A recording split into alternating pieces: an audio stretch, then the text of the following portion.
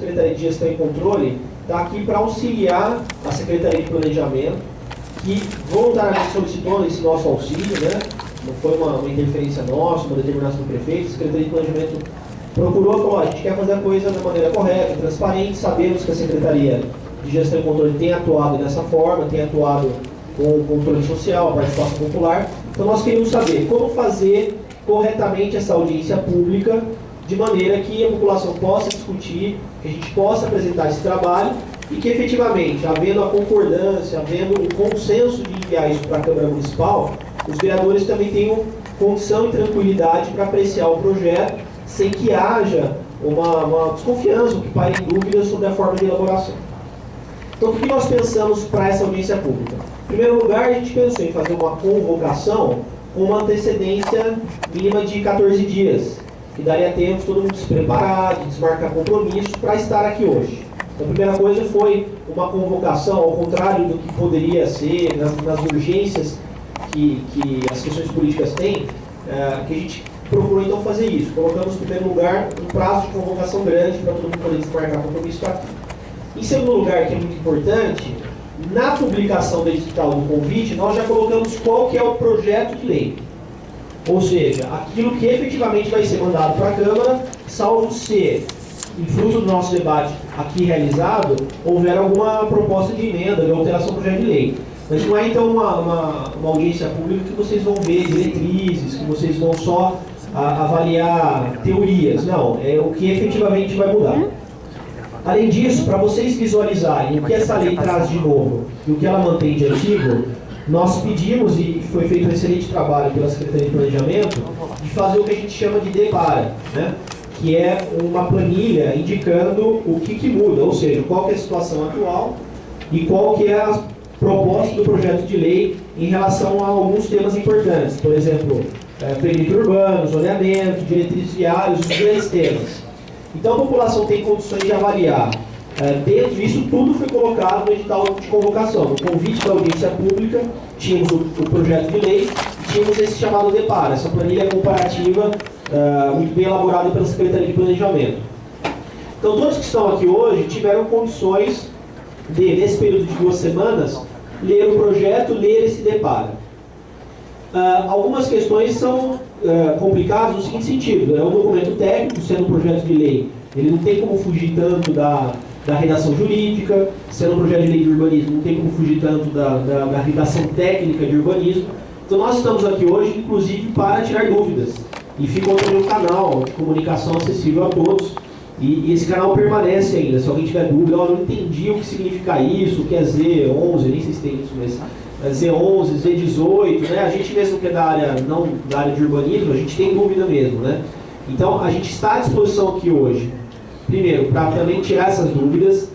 A Prefeitura permanece à disposição de vocês para tirar essas dúvidas pós a audiência pública aqui realizada.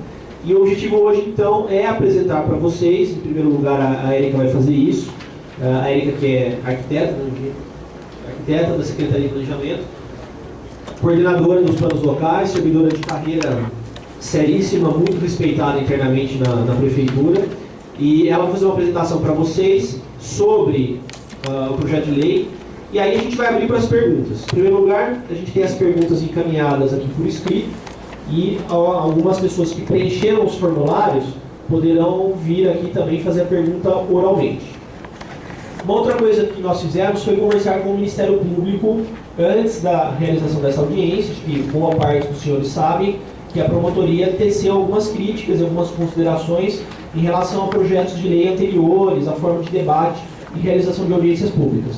Então nós conversamos com a promotoria, perguntamos que tipo de maneira que eles gostariam de fazer a audiência, e eles esforçaram isso: olha, faça com antecedência, coloque, publique no Diário Oficial qual que é o projeto de lei que vai ser discutido, né?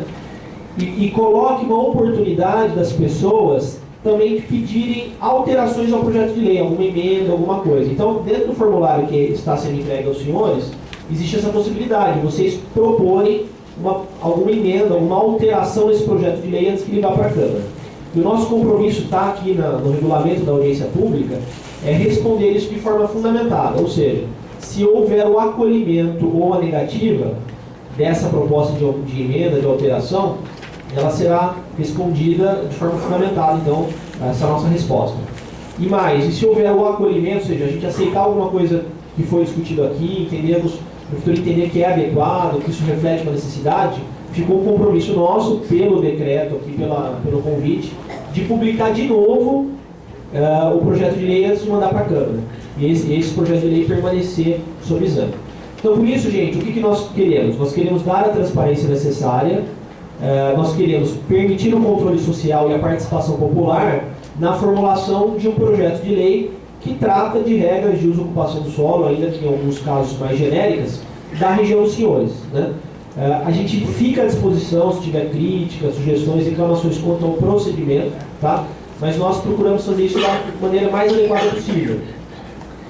O que chega aqui hoje para os senhores, também, na nossa visão, não remanescem dúvidas acerca da questão. Por quê? Porque todos os subsídios, todos os estudos técnicos que foram utilizados para chegar nesse projeto de lei estão no site da Secretaria de Planejamento, e no edital do convite nós fizemos publicar, então, que todos poderiam acessar o site da Secretaria para olhar isso daí. Evidentemente, gente, que tudo isso a gente faz mais por internet, né? E que algumas pessoas eventualmente podem não ter acesso. Então, fica aqui o nosso compromisso, o nosso convite, de aqueles que não têm acesso a alguma informação, que não têm internet, ou porque têm alguma dificuldade no manuseio, procurem diretamente a Prefeitura, a Secretaria de Planejamento ou a Secretaria de Gestão e Controle, né? Então, enfim, a gente fica à disposição, desejo um bom trabalho para todos, e a gente vai permanecer aqui para tirar qualquer tipo de dúvida. Ok? Obrigado. Dando início, então, aos trabalhos, vou pedir para a Érica dar uma apresentada, um resumo do trabalho, e em seguida a gente começa o debate com o senhor.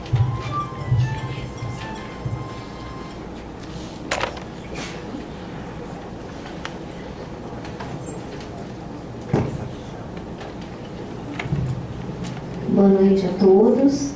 Essa apresentação aqui já passou, nós já apresentamos em vários locais lá na Macrozona 9. O que a gente fez foi detalhar um pouquinho mais as propostas e enxugar um pouco a caracterização para que a gente vá direto às questões que estão no projeto de lei.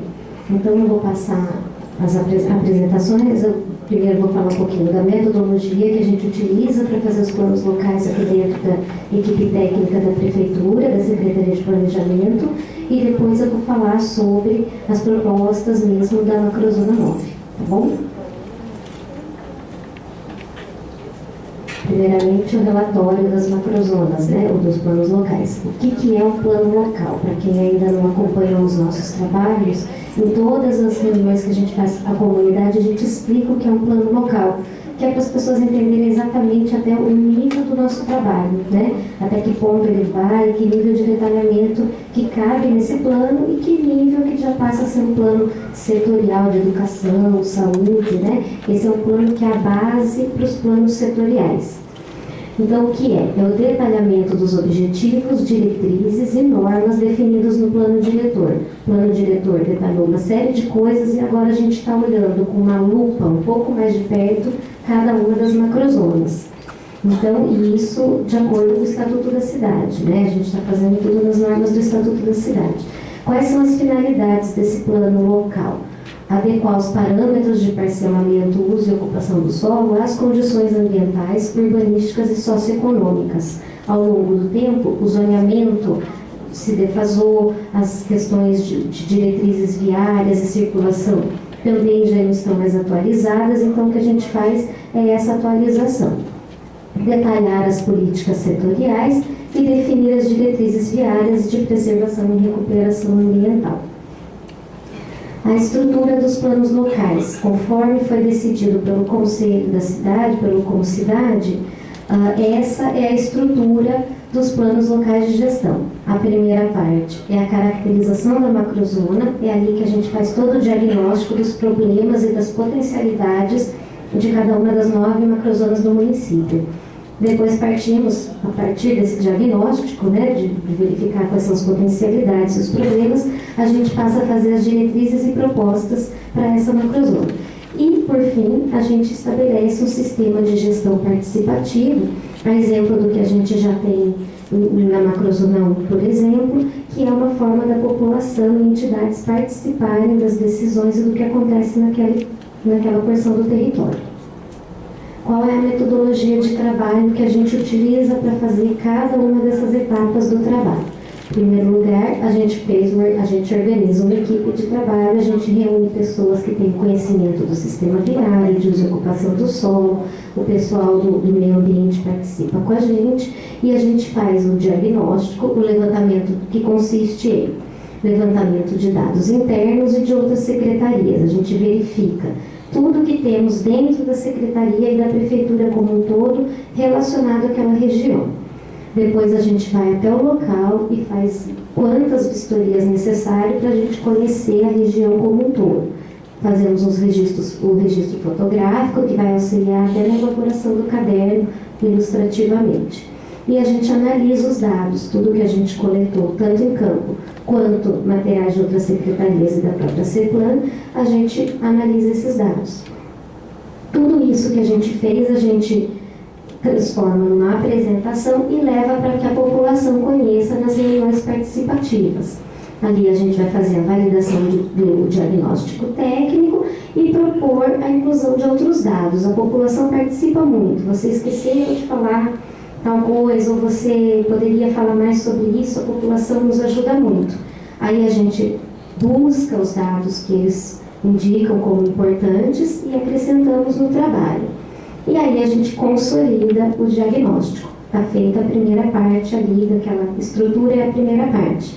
Aí a gente passa para a elaboração de diretrizes e propostas. Também fazemos reuniões participativas para mostrar essas diretrizes e propostas. Quer dizer, com base naquele diagnóstico que já tinha sido apresentado, a gente trabalha nas diretrizes e propostas.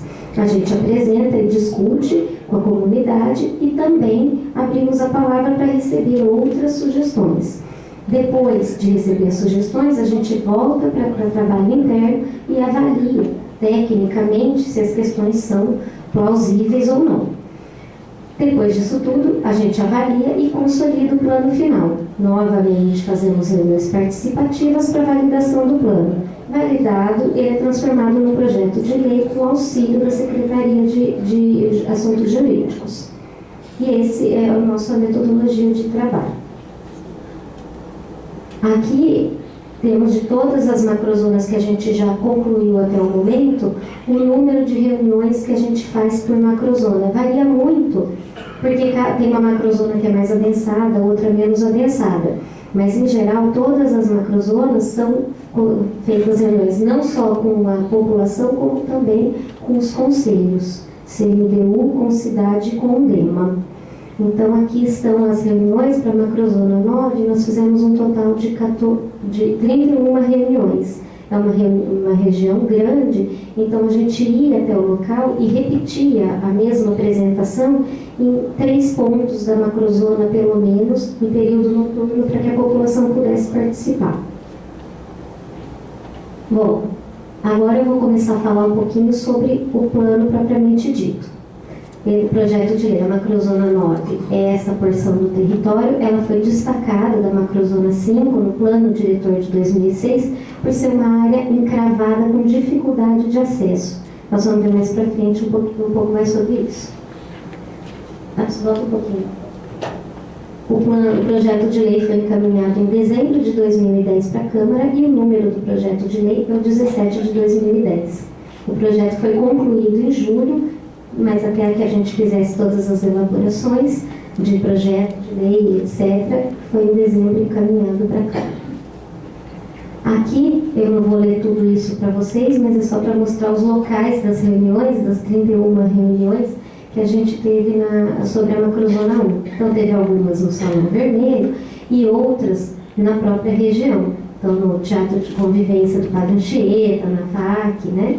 E TIC e muitos outros locais que a gente vai ver que tem outras páginas de locais de reunião, apenas para ilustrar os locais onde aconteceram as reuniões. Aqui algumas imagens das reuniões também. Com relação às propostas, começando pela questão de limite de macrozona e perímetro urbano. Perímetro urbano. A macrozona já era, desde o plano diretor, inteiramente inserida no perímetro urbano. Então, não houve nenhuma inserção de perímetro urbano na macrozona. Houve ajuste de divisas, que é o que eu vou explicar agora. Mas todas essas áreas já estavam inseridas no perímetro urbano e assim permaneceram. Começando nesse pedaço, na parte norte aqui da macrozona, a macrozona terminava nessa linha azul aqui, e o perímetro urbano se estende até essa porção nessa linha amarela aqui. O que nós fizemos? Essa região aqui já possuía estudos de implantação de loteamentos. Então, nós incorporamos essa faixa, que é isso aqui, olhando numa escala um pouquinho maior, na macrozona 9. O restante permanece na macrozona 3, que é a vizinha dela, aqui nesse, né? Tudo isso daqui pertencia à macrozona 3, e agora isso continua a macrozona 3, e essa porção veio para a macrozona 9. Por quê? Esse tipo de loteamento de interesse popular que estava sendo analisado aqui, de acordo com o plano diretor permitido, portanto foi analisado, ele é muito mais compatível com a macrozona 9 do que com essa porção que é isolada urbana na macrozona 3. Ao executarmos os estudos da macrozona 3, muito provavelmente esse pedaço não será mais urbano, ele é totalmente rural, tem características rurais. Temos aqui um caminho e um córrego como divisas, né? Uma coisa que a gente tem feito em todas as macrozonas foi deixar limites claros de divisa de macrozonas. Então, ou um limite de bairro, ou um córrego, ou um caminho, que deixa mais fácil de entender qual é o limite dessa macrozona. Outra alteração que fizemos foi essa porção aqui a leste da macrozona. A macrozona tinha essa gleba e um pedaço de uma outra gleba que pertenciam a ela. Mas o que a gente delimitou foi o limite do loteamento Vila Esperança aqui como o limite da macrozona, deixando assim, como expliquei, um limite claro e de fácil entendimento, já que essas glebas, essa gleba vem mais para cá, essa gleba vem mais para cá, ficaria uma gleba meio no meio de duas macrozonas, né?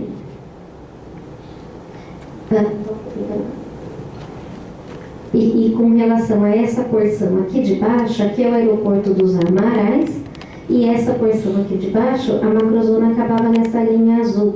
A gente está criando um parque da Venda Grande, que é em homenagem à Batalha da Venda Grande, que ocorreu aqui. Já existe aqui no Santa Mônica, no Santa Mônica, que tem um marco, inclusive, e a gente está transformando. Então, o limite da macrozona passaria a ser o parque, né? Esse parque tem parte da área do Exército, parte da área do DAESP, mas já existem tratativas com eles para que a gente consiga executar esse parque.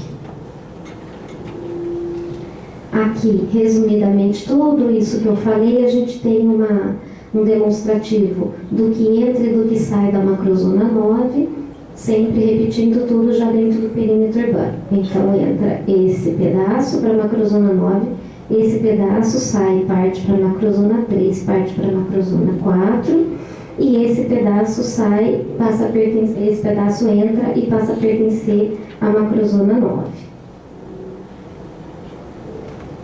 Com relação às APs e UTBs, a gente divide as macrozonas em APs, áreas de planejamento, e UTBs, unidades territoriais básicas. A gente divide para conseguir olhar ainda mais perto cada uma das regiões e traçar diretrizes e propostas para essas áreas. Essas APs e UTBs foram delimitadas no plano diretor. O que a gente faz agora é conferir, dar uma olhada e, se preciso, fazer ajustes. Então, essa é a situação do plano diretor. A gente tinha 2 APs e 5 UTBs. Aqui a gente dividiu essa AP em mais uma UTB aqui, porque é uma região mais descolada, essa região aqui do Parque Santa Bárbara, é uma região mais descolada do restante aqui do Boa Vista, do Parque Via Norte. Então, com certeza, precisará de diretrizes e uma atenção diferenciada. Então, foi o que a gente fez, além da nova forma de numeração das APs e UTBs que está sendo feita em todas as macrozonas. Então, primeiramente, a gente põe o número da macrozona, depois a letra da AP e depois vem o número da UTB. Isso facilita com que a gente ache, durante os nossos trabalhos, qual é a AP ou UTB, né? Antigamente era tudo bagunçado, a P1 não era do lado da P2, então deixava um pouco mais complexo para a gente conseguir localizar com mais rapidez. Esse é o sistema, tudo feito juntamente com a Secretaria de Meio Ambiente. Temos aqui as diretrizes ambientais. Eles têm uma filosofia de trabalho que eles têm aplicado em todas as macrozonas, e eles têm criado o Sistema Integrado de Áreas Verdes e Unidades de Conservação, que consistem nos parques lineares e outros elementos aqui para garantir que as margens de rios e córregos, APPs em geral, sejam mantidas e que tenha conectividade entre a fauna e a flora. Então aqui a gente tem a criação dos parques, né? Aqui a gente tem a demonstração das áreas verdes, e mais para frente nós vamos ver detalhado quais são os parques. Aqui nós temos os parques propostos. São 12 parques propostos na macrozona, e a gente chega a um total de 36 hectares, né, Lorena? 24% da área da macrozona passa a ser de parque. É 24%? Bom, aqui estão todos os parques criados. O da Venda Grande, que eu falei, esse parque aqui. Temos vários outros aqui criados. Esse daqui é o do Aterro Santa Bárbara, que já está em processo de recuperação. Também foram criados dispositivos de passagem de fauna, para garantir justamente a conectividade da fauna. Então, em diretrizes viárias, estão sendo propostas essas passagens de fauna para garantir esse trânsito. Também, feito pela Secretaria de Meio Ambiente, eles fizeram um estudo da questão da drenagem, né, e fizeram os dispositivos de drenagem aqui, dispositivos de contenção de poluentes, que são esses pretinhos e branquinhos aqui.